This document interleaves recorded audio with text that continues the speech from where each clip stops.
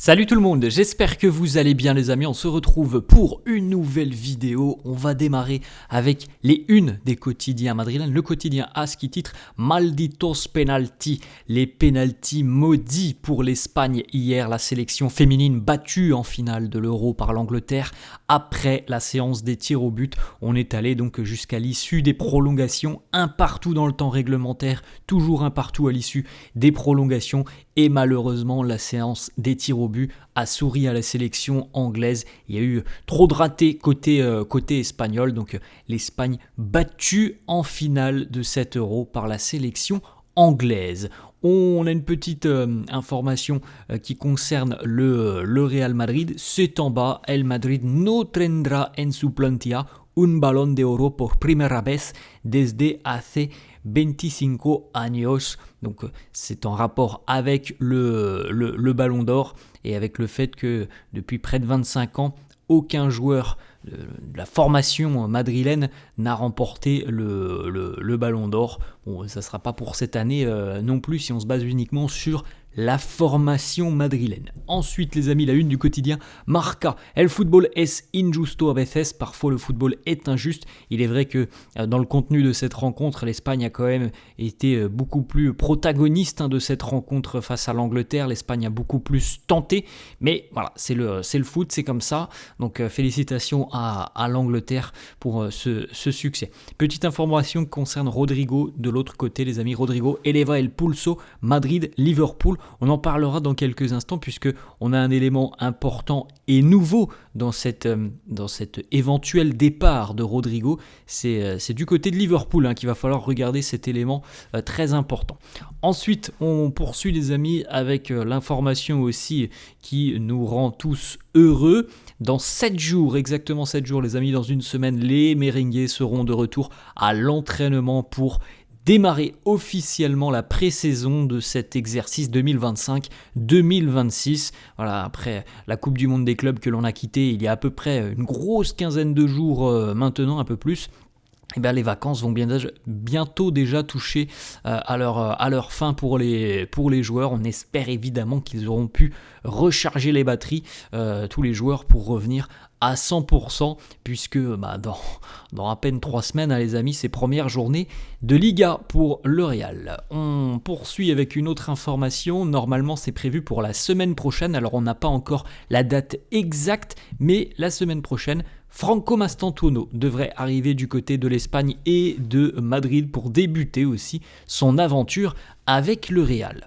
On va ouvrir une petite page, les amis, qui concerne certains dossiers merengues. Alors premièrement, on l'a un peu évoqué hier, on a pris le temps de l'évoquer hier dans les grandes lignes, le dossier David Alaba. On a une petite précision du quotidien AS qui nous apporte aussi une tendance par rapport au fait que le Real ne souhaite pas forcément le conserver. Selon le quotidien AS, le Real a émis aussi la possibilité tout simplement de payer une partie du salaire de David Alaba sur cette dernière saison pour terminer son contrat. C'est AS qui annonce que voilà, le Real, on rappelle quand même que David Alaba, selon les chiffres, c'est 22 millions d'euros annuels, le deuxième plus gros salaire du club, mais évidemment c'est problématique quand ton deuxième plus gros salaire n'est quasiment jamais sur le terrain. Ça coûte très cher David Alaba pour un joueur qui est très très très régulièrement blessé depuis quelques temps maintenant. Donc le Real a émis la possibilité de payer, je dis ça, c'est un exemple, mais le Real a émis la possibilité par exemple de payer 6-7 millions d'euros et on termine le contrat, tu t'en vas, on te donne 6 millions d'euros et du côté merengue, on économiserait 15-16 millions d'euros parce qu'on n'irait pas au bout du contrat de David Alaba. Réponse de l'Autrichien, non, il veut continuer. Donc on a tous bien compris, de toute façon on l'a évoqué hier les amis, qu'il y a quasiment aucune chance pour moi que David Alaba ne revoie sa copie. Je pense qu'il sera là cette saison, qu'il va continuer avec le Real. Après, la question du temps de jeu, on l'a évoqué. Selon moi, ça va être très compliqué pour David Alaba de réussir à intégrer la rotation de Xabi Alonso. Je pense qu'il aura un petit peu de temps de jeu, mais certainement pas à la hauteur de ce qu'il espère. Donc voilà, on a la donnée, elle est très simple. À mon avis, le départ de David Alaba, ça sera pour 2026. Ensuite, Autre information, c'est Fabrizio Romano qui annonce une grosse info aussi qui concerne William Saliba, le défenseur des Gunners, qui est très apprécié par le Real. D'ailleurs, Fabrizio Romano le confirme, le Real apprécie énormément le joueur et fait de William Saliba l'une de ses cibles prioritaires, non pas pour cette année, mais pour le futur. On sait dorénavant que Arsenal est en train d'accélérer très sérieusement pour prolonger le contrat de William Saliba. Les Gunners n'ont qu'une envie, c'est de conserver le joueur. Et autre information, alors là c'est plutôt William Saliba qui a été interrogé.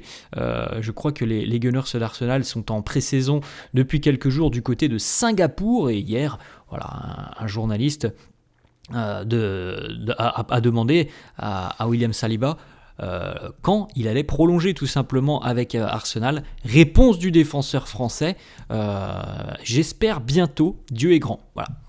Visiblement, il n'a pas ouvert la porte à un départ, hein, si on s'en réfère à cette déclaration. Après, bon, voilà, les amis, c'était une déclaration auprès... il y avait les caméras du club, hein, les caméras d'Arsenal TV qui étaient présentes, donc évidemment, ça aurait fait un bruit énorme s'il avait dit je ne sais pas. Bon, il a dit j'espère bientôt. Voilà. Mais on sait qu'Arsenal travaille dessus. On sait aussi, les amis, à quel point le Real peut parfois être très convaincant avec certains joueurs, hein. Les dossiers Trent par exemple, le dossier Bellingham il y a 2 ans maintenant. Donc le Real est capable, hein, parfois de manœuvrer contre des équipes qui espèrent de tout cœur prolonger quelqu'un. Du côté de Liverpool, on est un peu dans la même tendance avec Konaté.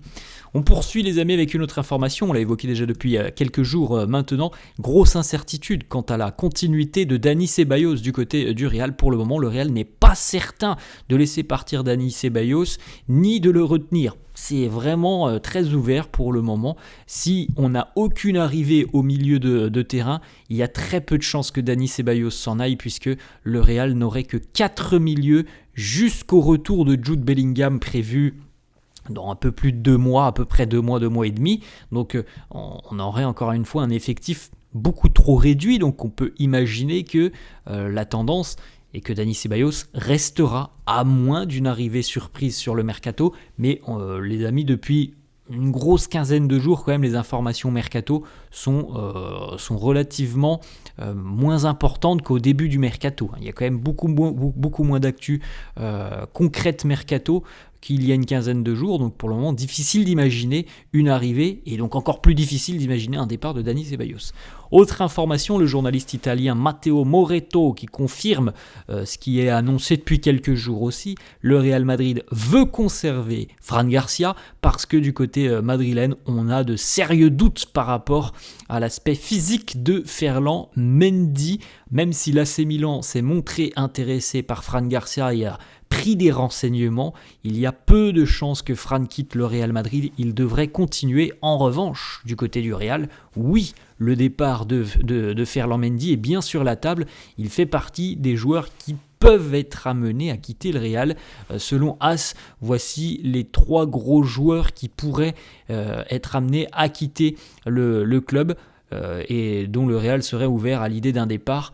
David Alaba, Ferland Mendy et Rodrigo, qui sont donc à l'heure actuelle les 3 joueurs les plus susceptibles de s'en aller.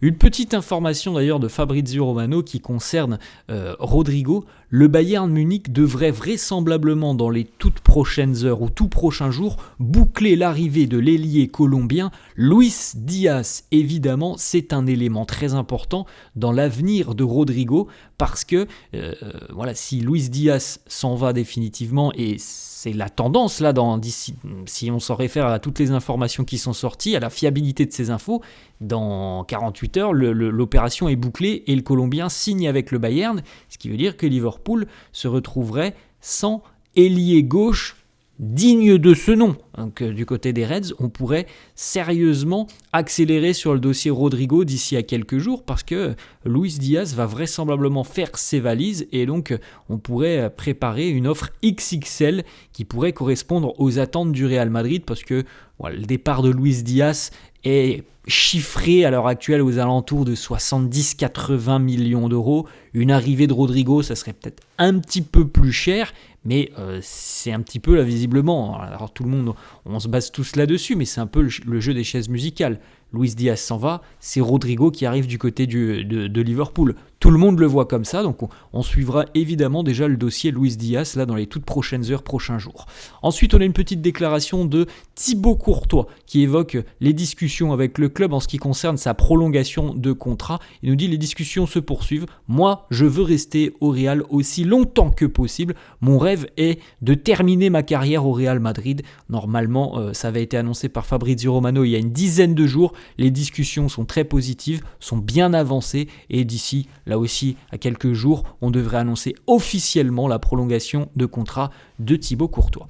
On va continuer les amis avec le classement des transferts les plus chers dans l'histoire du Real Madrid. C'est Score 90 qui nous le propose. On retrouve Eden Hazard en tête, 121 millions d'euros, devant Bellingham 113, Gareth Bale 101 millions d'euros, Cristiano 94 et Aurélien Tchouaméni en 5e position, valorisé à 80 millions d'euros. Et dernière information, là aussi c'est un départ, c'est officiel. Chema Andrés s'engage du côté de Stuttgart en Allemagne. On lui souhaite le meilleur. Il a laissé un message assez émouvant sur les réseaux sociaux après 7 saisons passées du côté du Real Madrid. Stuttgart est une équipe très ambitieuse qui propose du beau football, qui donne du temps de jeu aux jeunes, donc on suivra évidemment à distance le développement de Chema, comme on l'a évoqué je crois il y a 48 heures. Ça a souvent été une réussite pour certains jeunes de s'engager du côté de l'Allemagne pour leur développement personnel et pour le gain de temps de jeu. C'est souvent une très bonne idée. Alors, parfois, ça ne fonctionne pas toujours. Jesus Régnier en est un des exemples. Mais en général, ça se passe bien et on espère que ça se passera bien pour Chema. Voilà les amis, la fin de cette vidéo. J'espère que ça vous a plu. N'hésitez pas comme d'hab à lâcher un petit pouce bleu. N'hésitez pas non plus à vous abonner à la chaîne. Je vous souhaite une très bonne journée et je vous dis à la prochaine. Ciao à tous.